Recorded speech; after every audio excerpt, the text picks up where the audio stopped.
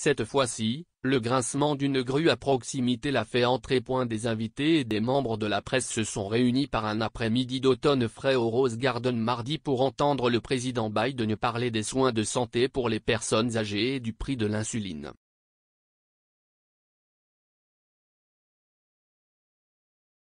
Mais comme si est typique avec tout ce que Biden dit récemment, le message a été noyé.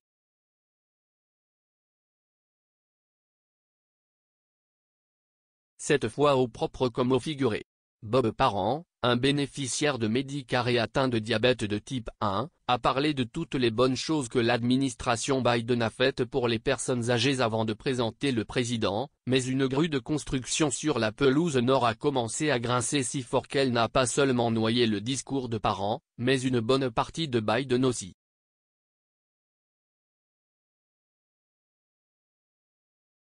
Les techniciens de la télévision et du son ont grimacé à l'interruption bruyante, alors j'ai demandé à un journaliste de la presse à proximité s'il pouvait fermer cette merde, puisque, vous savez, le président parlait.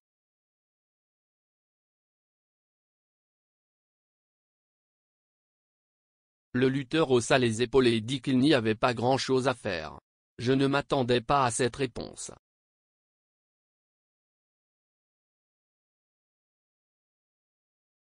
Cela sert assez bien de métaphore pour la plupart du temps passé par Biden au pouvoir et ses problèmes de communication.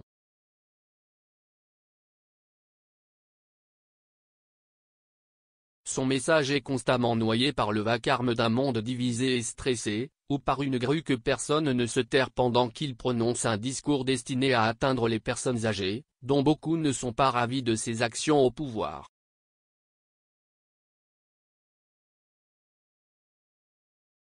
Comme d'habitude, son équipe de communication n'a rien pu faire à ce sujet. L'ouragan Ian a également noyé les festivités, et Biden a dû changer de vitesse et parler de ce problème en premier, amenant de nombreux journalistes réunis à demander pourquoi nous étions même réunis au Rose Garden en premier lieu.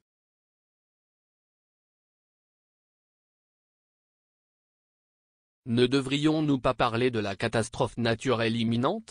Cela ressemblait à un autre faux pas de cette administration.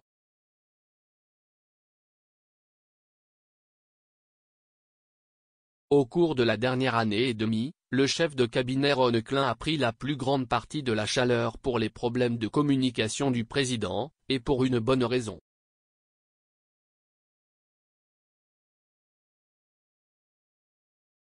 Il dirige le spectacle. Il fixe l'ordre du jour.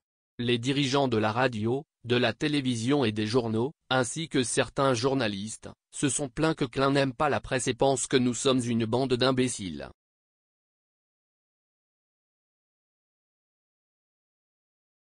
Certains ont parlé de désaccords passionnés avec Klain. Mais les plus gros problèmes auxquels cette présidence est confrontée ont été provoqués par des facteurs externes, et non par un chef de cabinet de mauvaise humeur ou à courte vue.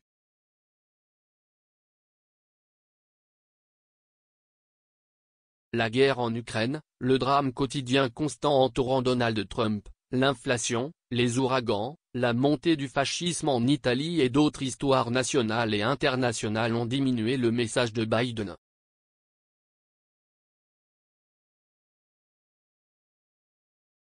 Son administration a semblé la plus apte à marcher sur ses propres pieds, avec des corrections mal avisées, des apparences mal avisées et une approche sans prétention à la fois dans la salle de briefing et dans le monde réel.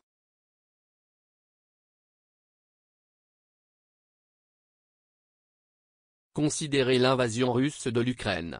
Alors que les plus grands critiques de Biden l'ont pilonné sur la plupart des problèmes, en ce qui concerne l'Ukraine, il hoche souvent la tête silencieusement et maussadement et admettent qu'il a fait un travail décent, sinon un sacré bon pour faire face à la plus grande menace existentielle pour le monde que nous sommes confrontés depuis la fin de la guerre froide.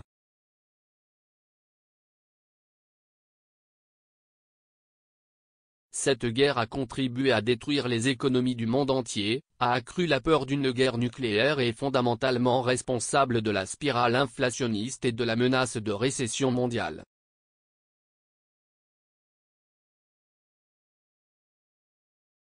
La guerre est mauvaise pour les affaires, mais Vladimir Poutine s'en moque. Il est en mission.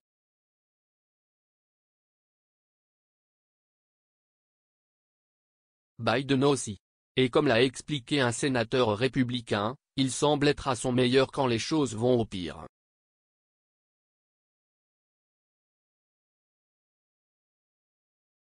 Ou, comme l'a dit une source du Pentagone, nous avons été fondamentalement sains dans notre réponse mesurée à Poutine.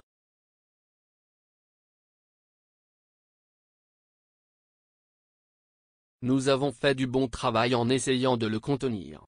Cette semaine, la menace d'une guerre nucléaire, en particulier l'utilisation potentielle d'armes nucléaires tactiques sur le champ de bataille, a refait surface, Poutine ayant déclaré qu'il ne bluffait pas à ce sujet.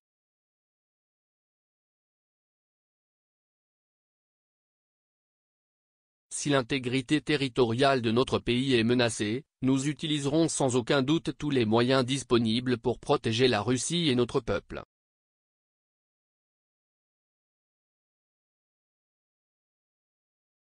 Ce n'est pas un bluff, a déclaré Poutine. Puisqu'il vient d'organiser un faux référendum et affirme maintenant que de vastes zones du territoire ukrainien font désormais officiellement partie de la Russie, il a une justification intégrée pour utiliser des armes nucléaires tactiques sur le champ de bataille, ou même peut-être des armes nucléaires plus grosses ailleurs, si l'Ukraine refuse d'accepter les résultats de ce référendum.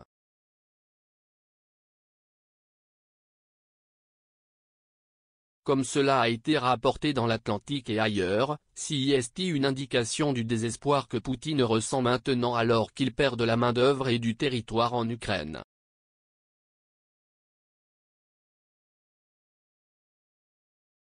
Un simulacre de référendum est ce que Poutine voulait et avait besoin pour le rendre légitime, m'a dit la source du Pentagone, mais il ne trompe personne.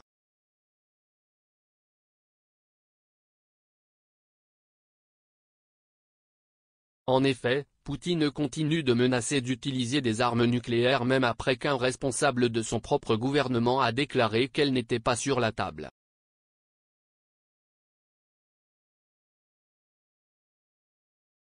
Nous sommes conscients de ces menaces et nous les surveillons, m'a dit une source du Pentagone, mais jusqu'à présent, elles ne nous ont pas amenés à modifier notre approche vis-à-vis de l'Ukraine.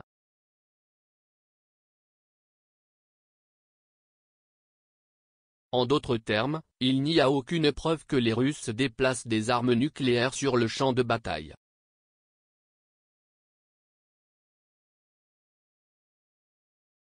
La menace est pourtant réelle. Poutine ne recule pas. Il double, a déclaré la source.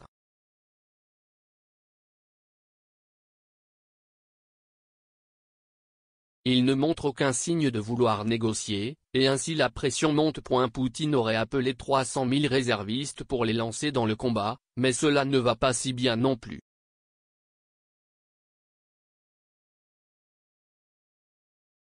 Des rapports à l'intérieur de la Russie montrent que des personnes refusent de partir ou même fuient le pays comme elles le peuvent.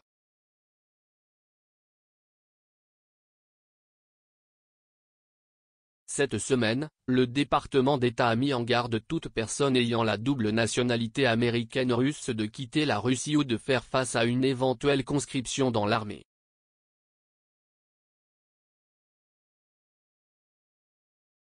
La guerre de Poutine commence à paraître absurde. Pendant ce temps, le leader russe perd son mojo international.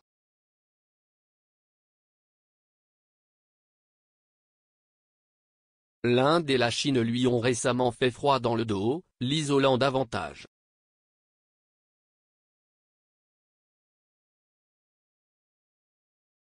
Ces échecs dans la région du Donbass et dans le sud de l'Ukraine ont encore aggravé la situation.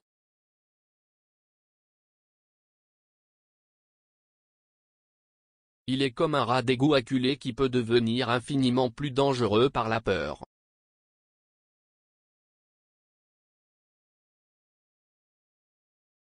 La menace nucléaire est aussi réelle que possible, a expliqué une source du ministère de la Défense en arrière-plan.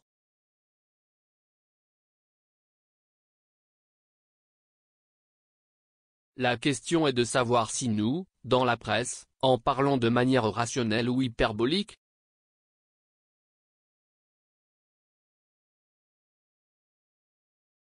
L'ancien président russe Dmitri Medvedev, figure de proue du cercle restreint de Poutine, a déclaré que l'Occident n'interviendrait pas même si la Russie est obligée d'utiliser l'arme la plus redoutable contre le régime ukrainien, car les démagogues outre-mer et en Europe ne vont pas mourir dans une apocalypse nucléaire.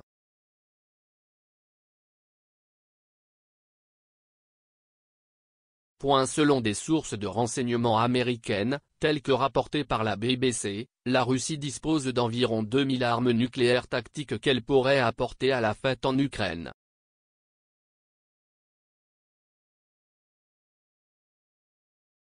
Mais utiliser l'un d'entre eux augmenterait les enjeux d'une guerre nucléaire totale, contaminerait des terres agricoles vitales et menacerait de nouvelles actions contre Poutine dans son propre pays.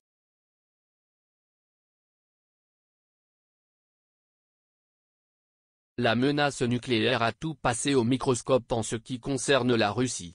Le sabotage apparent du gazoduc Nord Stream cette semaine a conduit plusieurs pays européens à pointer du doigt la Russie.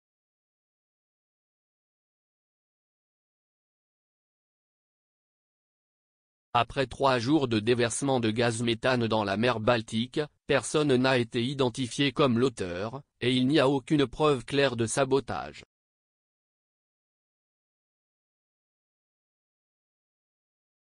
La Russie a laissé entendre que les États-Unis sont à blâmer, la Russie a aidé à construire le pipeline, après tout, et le chef de la politique étrangère de l'UE a déclaré que les dommages sont totalement inacceptables et feront l'objet d'une réponse solide et unie.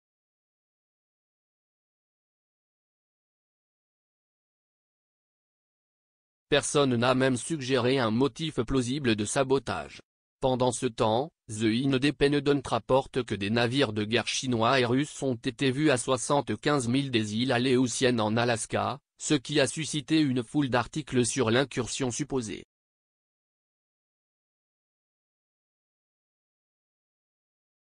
Écoutez, ce n'est pas atypique, m'a dit ma source au Pentagone. Ils ont déjà opéré près d'Hawaï.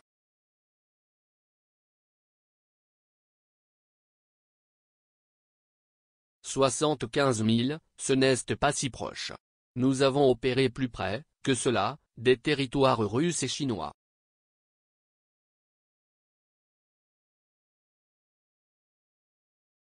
Ainsi, bien qu'il y ait des préoccupations rationnelles, jusqu'à présent, rien ne montre que Poutine ne fait plus qu'essayer d'effrayer les gens et de profiter de cette peur.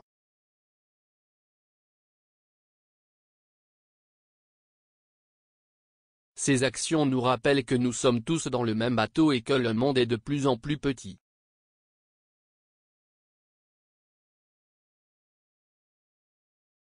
Les politiques de division dans le monde compromettent de plus en plus nos chances de paix et de prospérité.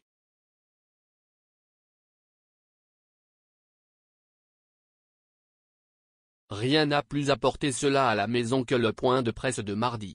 L'administratrice de la FEMA, Deanne Criswell, s'est adressée directement à ceux qui étaient mécontents que le président Biden n'ait pas encore parlé au gouverneur de Floride, Ron DeSantis, de l'ouragan Ian.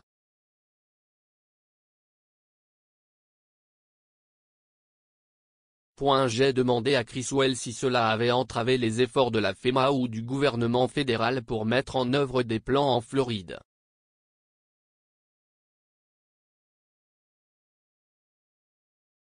Sa réponse a été simple, nous n'intégrons pas la politique dans notre capacité à répondre à ces catastrophes.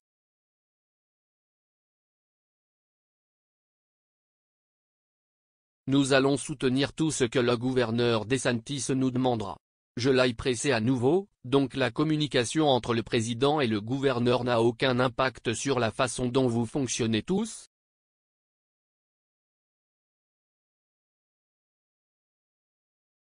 Elle a répondu. Mercredi, Biden avait finalement parlé à DeSantis, et le gouverneur de Floride a en fait déclaré que le président était utile.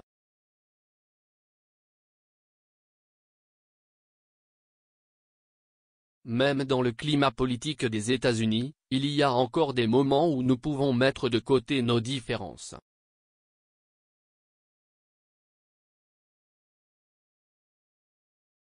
Il y a une leçon globale à apprendre ici aussi. Mardi, le discours d'encouragement de l'initiative de soins de santé de Biden s'est terminé par un discours standard sur le fait de donner aux gens une marge de manœuvre et sur la façon dont les États-Unis doivent se souvenir de qui nous sommes.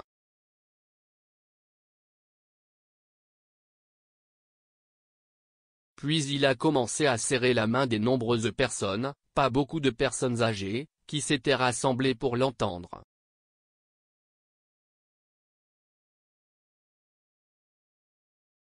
J'ai grimpé sur une échelle abandonnée par un photographe et j'ai regardé le président Biden se réjouir et prendre des selfies avec ses partisans.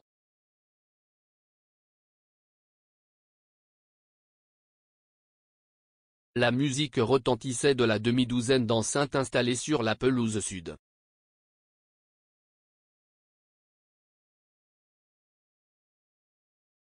J'ai essayé de chronométrer ma question criée alors qu'une chanson se terminait avant qu'une autre ne commence.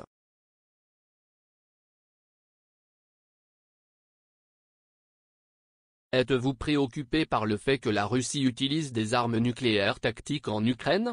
J'ai demandé.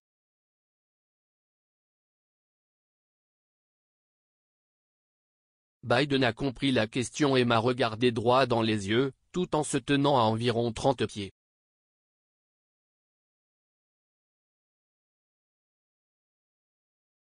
Mais la musique recommença et jaillit d'un haut-parleur à un pied de mon oreille droite.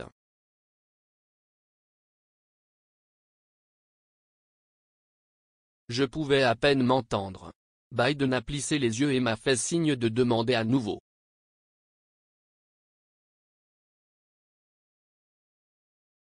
Mais aussi fort que je puisse être en tant qu'ancien entraîneur de football, je ne pouvais pas percer la musique.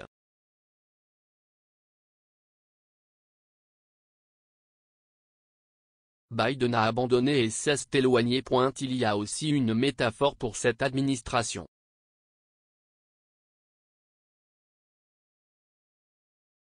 La cacophonie de questions concurrentes sur l'économie, la bourse. Pendant ce temps, la menace existentielle d'une conflagration nucléaire demeure, incapable jusqu'à présent de percer le cercle de feu que sont devenues nos politiques de division.